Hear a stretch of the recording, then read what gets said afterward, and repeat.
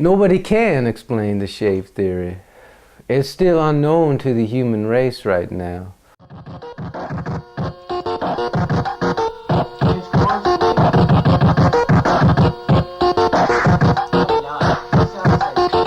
Their music is different from what you would regularly hear. For someone who would flip on the radio and that being their source of music, they wouldn't understand the Shaved Asians. Actually, I recall emails of people saying, "What was that? Where can I buy it?"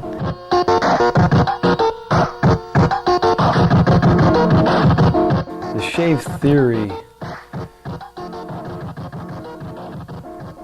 is fucked. Never mind about the shave theory. If you go right to the beginning, it's when probably when Josh Lima moved into our neighborhood. And we called him Spidey at the time because he wore a Spider-Man Halloween costume, which wasn't red and blue, but it was green and white instead. And we called him, he was much smaller than we were, younger. And he moved in and he was like the little kid among older kids, so we thought he was pretty cool. Everyone grew up together, Ian, Josh, myself, and some other people, and then everybody went their separate ways, came back together later in life. And then there was a time when my parents went to Hawaii. I think that was the summer of '99 or the spring of '99. And Mike's parents were away in Hawaii, and we decided we were going to record the first Shaved Asians album in Hawaii. And during that time, I knew Josh, who lives next door to me, had a 4-track. I said, "Josh, get the 4-track out, we'll make some music." I didn't know how to make music. We got all our instruments together, whatever we had, whatever that we could make sounds with, we just got it there, we put it together, brought it into Mike's living room. And I knew Josh played guitar, he has guitars and stuff. So we brought it over, the 4-track, and we had an amplifier and some guitars. And we just started, and a keyboard, that was key to the beginning, the keyboard, because I could play the keyboard without fucking it up too badly. And that was it. The spring of '99 is when basically the Shaved Asians manifested into reality. Say, man, tell them what happened to you when you rode on that elevator. Oh, yeah. I was on the elevator the other day, playing with my change and staring at the wall. The first song on the album was called Hawaii, and it was dedicated to Michael's parents who left to go to Hawaii where they were generous enough to give us the space to make this legendary first album. We were at the time listening to a William Shatner album with Leonard Nimoy on the album as well. And so that had an influence because that's a crazy album. If you ever get to listen to it, it's an awesome, crazy thing.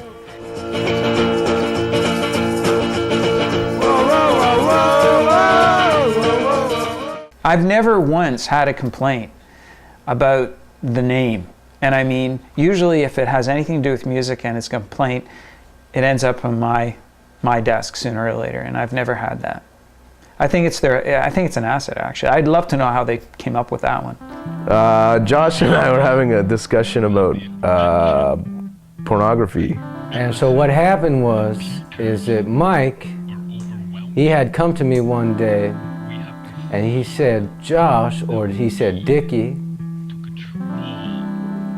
And he said, "Dickie, I can't get no free porn off the internet."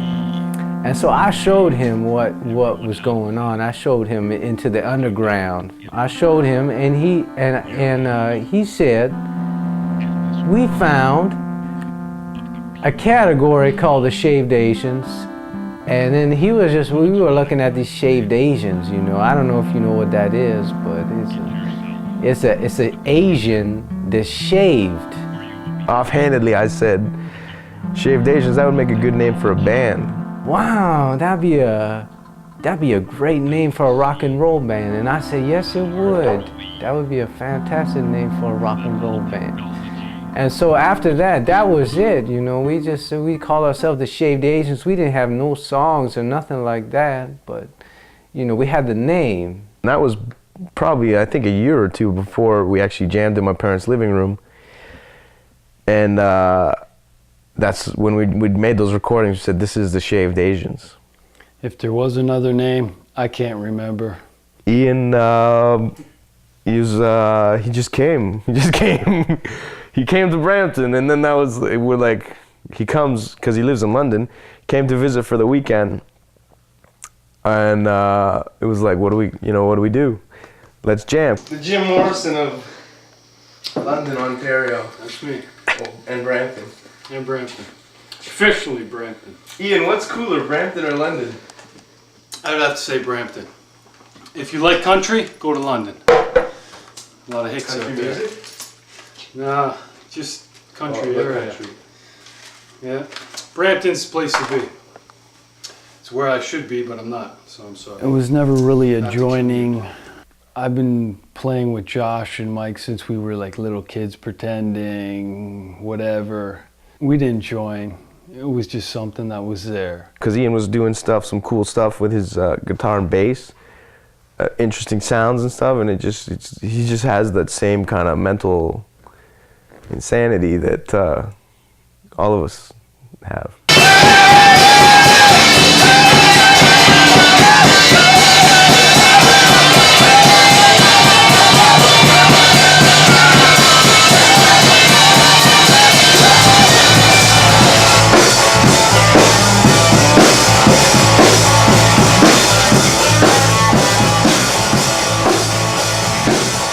It's great. It's, as I mentioned, very different from what you would hear on like a top 40 radio station. It is obscure in a creative sense. For the average music buyer, I would say that, you know, they would probably say, what the hell is this? Really? Because they can't contextualize it with all of the other genres of music that are out there. If you dig it, you don't. That's fuck, who cares? Enjoy it. It's not bad, it's not good. It's all sounds and music. I don't know if I can make the sound, but it's the sound of essentially the tragic victims who have descended into hell, you see. It's the crying of humanity is the sound of the Shaved Asians, the cryings. It doesn't fall within a traditional genre, the very first time I heard it. That was the first one, but you know, the second one, when they put some of their archival material together and that, it crossed all genres. It was just pretty amazing stuff. They have, what is it, 100 million songs or something like that? 20 albums? It's crazy. I'd see if it's like 17 or 18 albums and say it's 10 songs, it's like 170. I'd say we have like 200 songs. I would have to say 123, give or take a few. According to my count, because I was responsible in burning all the Shaved Asian stuff, and basically it came down to what was called the MP3 canon, burning it down onto a CD version. And according to my count, it's 163 songs. Straight Highway 10 has got to be one of the most interesting compositions.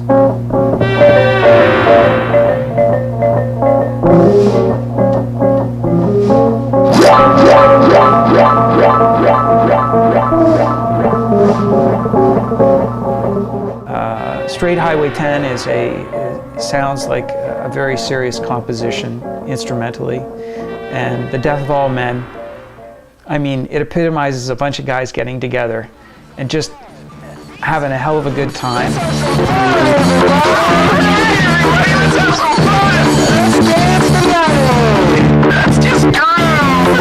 I can't say I've heard all of them.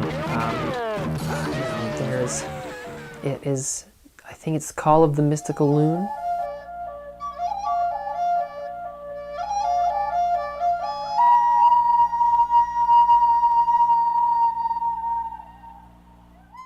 lot of bands can get that out, and I mean, it's not, they don't have that number of songs for the sake of having that number of songs. It's, you know, all right, let's do it, and they did it. You're not going to be sitting around thinking, oh, when are they going to release a new album? I mean, by the time you're done listening to their other album, because it was, you know, 10 hours long, you go, all right, their new album is available. We've only heard 3 complete albums. One was basically an EP that had only 1 lengthy track on it.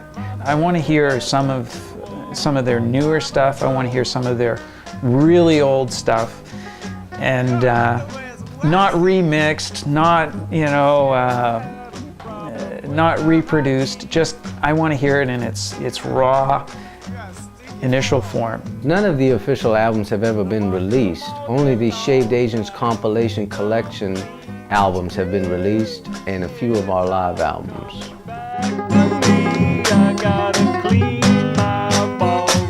We didn't even know when we first charted. We didn't know. It was a mystery to us. It was like maybe about 3 o'clock in the morning, and I was unemployed at the time. And I was just going through the sites and stuff, and I came across the CKLN site. I decided to check out some things. And there I discovered that the very most of the Shaved Asians had debuted at the number 2 position. And when I saw that, it was like a shock running up my spine and through the frontal lobe. And so we were like, holy shit, we got to send this album to more radio stations. So we did. We made more major release across Canada, Canada-wide. And we got response from CIUT. At last count that I was aware of, we're the biggest campus community station in Canada. Our charts hold a lot of weight with publications nationally, just by virtue of the fact that there's a potential of 8 million listeners to our station. And made it on the charts, eventually number 2 on the charts. I think it debuted at number 2 on the charts. And from there, because CIUT has such a massive audience, it went to the national charts, earshot charts. It was our very first release, and that was really amazing to see. You know, I'm proud to say that within a day of receiving it, we had played the entire track.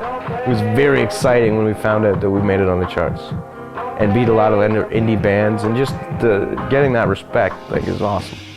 It blows my mind that people out of Brampton and the music that they come up with beats people like the Flaming Lips. There's a bunch of bands like No Means No, maybe DOA. Let's talk about Constantines and Frank Black. Probably we beat him. There we are. There they are at number 1. Some of the people that were on that chart for this week was Christiana, Apples in Stereo, Interpol. Maybe Puff Daddy, maybe Jay-Z, I don't know. For the Shaved Asians to top them, that's great. Well, they're in pretty good company. They're in darn good company. I like when people are crushed by someone who's superior to them.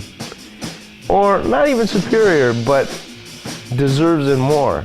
You got to enjoy what you do. You just play to enjoy what you do. And, you know, forget about, I'm the best, you're the best, I'm the best, you're the best. Forget about it, man. Just enjoy the sounds you hear. You just have to listen to commercial radio, and it's pretty clear that the mainstream, the mainstay of popular music today is heavily produced music, is music that is just it's just like everything else. You know, it doesn't stand out as a particular style. Well, basically, if you want to make number 1, which I think everybody is striving for, if you want to make number 1, the best thing that you can do, or from our perspective, the Shaved Asian side, is what we did to make number 1 with the psychedelia of the Shaved Asians, is that at the stroke of midnight, we began to seal the envelopes of the CDs we were sending out. So, and on top of that, we seal the envelopes during a full moon. So I believe that that's the proper way to go. You do not need a machine behind you. You do not need money behind you. If your music's good, it stands on its own, and you basically are in equal competition with everybody else. And this is a perfect example of that.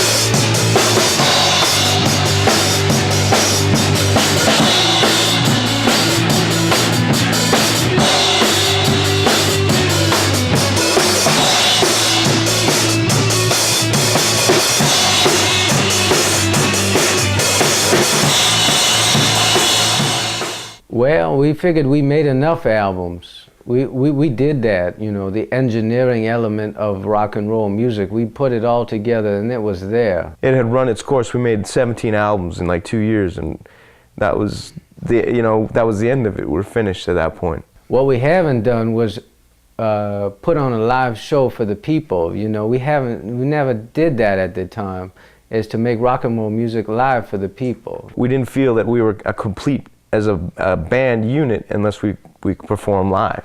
Here they are, the Shave Nations. Put your hands together.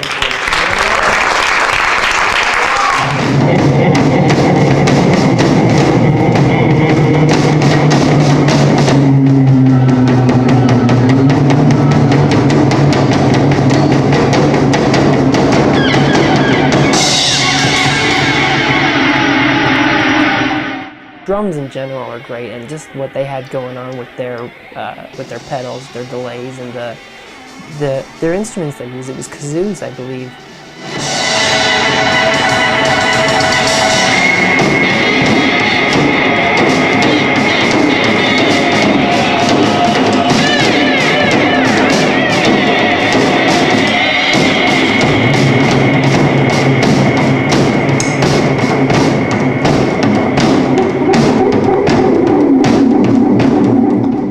Visually great on top of the music, and then of course they brought out the octopus with the hand cream all over him.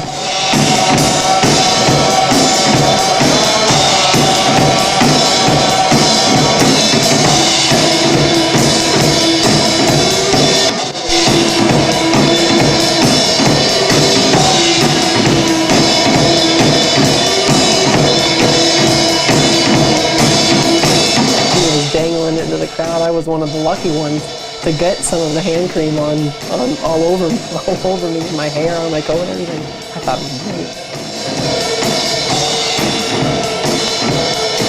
great. We don't play the songs on the albums as much as we'd like to. We play in a style that is spontaneous. We don't rehearse, and we don't write. Most of the time, we don't write songs, and so we can't really recreate those in a live performance because we don't know how to do them again, and without working hard, and you know. And for us to rehearse and stuff, it would not be that much fun, so we don't do it. And so the stuff that we do live is an extension of what we do recording. It's the same kind of thing. We just do it for other people around. We have fun, and we try to do things that are mind expanding. This is like Celine Dion on acid, under having hallucinations.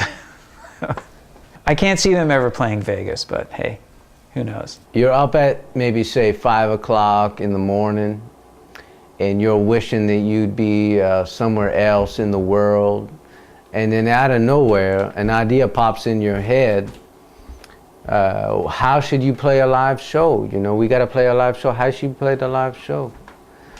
And so that's where the ideas come from, usually between 3 o'clock in the morning, which and about say 6 o'clock in the morning, during a process of chronic unemployment.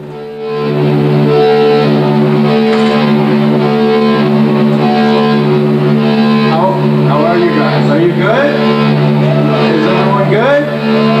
I wanted it to be entertaining and enjoyable. Everybody on the bill had a different style, and it wasn't something that everyone has necessarily heard before. So right off the bat, the Shaved Asians had to be on the bill.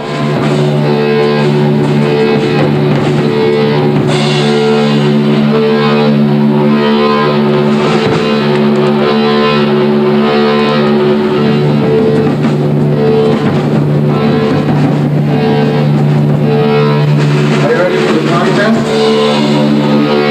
Here we go.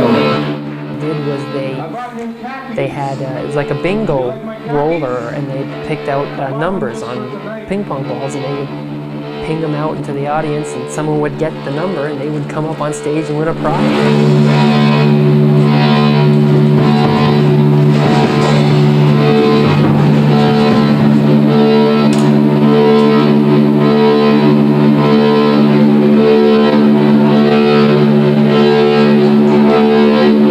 The first number is 18!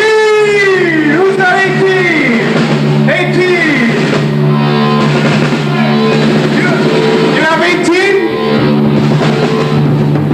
Brian Randall has 18. Brian Randall. 18! Get ready! Here we go, 18.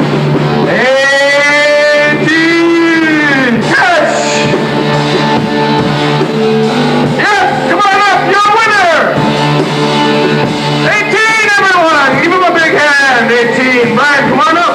The Reverb show was my favorite live performance. I was on keyboards, and Josh was on drums, and Mike was giving out the gifts and on vocals. That was, that was the greatest. Smash the ball, Brian! See what's inside! See what you want! I'm gonna fall on this shit. What'd you win? What'd you open it? Open it up! What'd you win? A balloon animal of your choosing! What's... It was the love, you know. I don't know if the people in the crowd were picking it up, but what we were doing is we were giving. We were giving to the people, you know. We were giving prizes for nothing, for nothing. What do you want? A goat. A goat. A goat. It was fun, you know what I mean? It was not just fun for us, I don't think. It was mainly fun for us, but it was also fun, I think, for the audience. We worked to involve the audience. You're a winner! Brian Randall, give a hand! Brian Randall! I think there were some mixed reactions. Like we mentioned, people might not necessarily grasp the Shaved Asians off the bat. So there were some people with, you know, kind of a, what is this type of expression. Come out. The number is number 8. 8! Who's got 8? Well, there was no reason for why would a band give to the people, you know? There was no reasons. But we were giving it anyways. We were giving them all kinds of things, all kinds of prizes, you know, in the name of love, in the name of Jesus Christ. Who's got a wiener?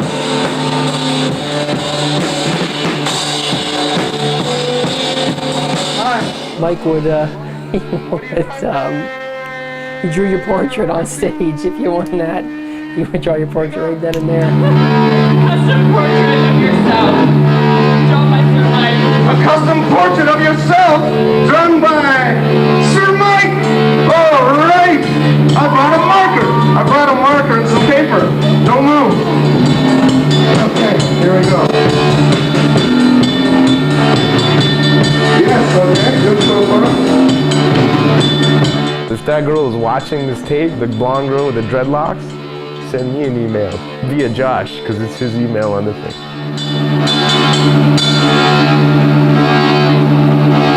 That was most definitely the most exciting, most energetic show that we've ever played. We've only played 2 shows, but that was definitely the show that the people should have been at. Here you go. What's your name? Justine. Justine. Yes. I'd hope that they would continue to perform live. I hope they'd continue to make the albums. there are rumors going around that they might call it quits. Well, as far as I'm concerned, the Shaved Asians are dead, and I'm going solo. We could come up with a 4 disc, 5 discs, 20 more discs. I don't know. Who knows? Anything is possible. Who knows? You know, maybe one day you're going to find them on a soundtrack of a commercial. It's a possibility. It'd be a shame for someone to just start up into them and have them call it quits. I'd like them to keep going.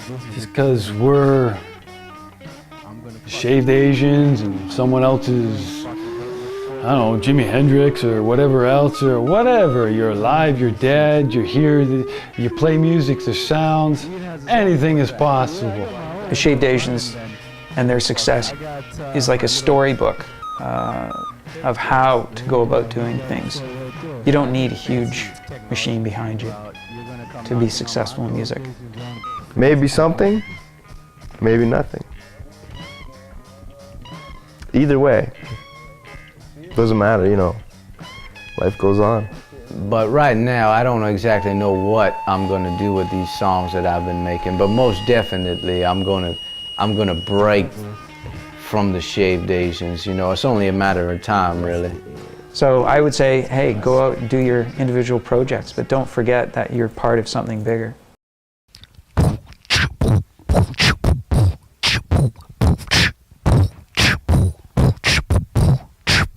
All right.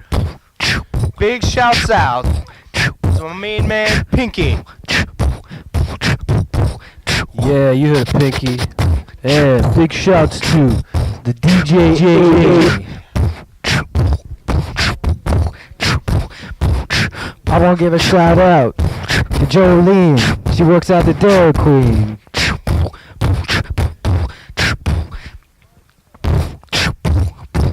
Much love to Heather.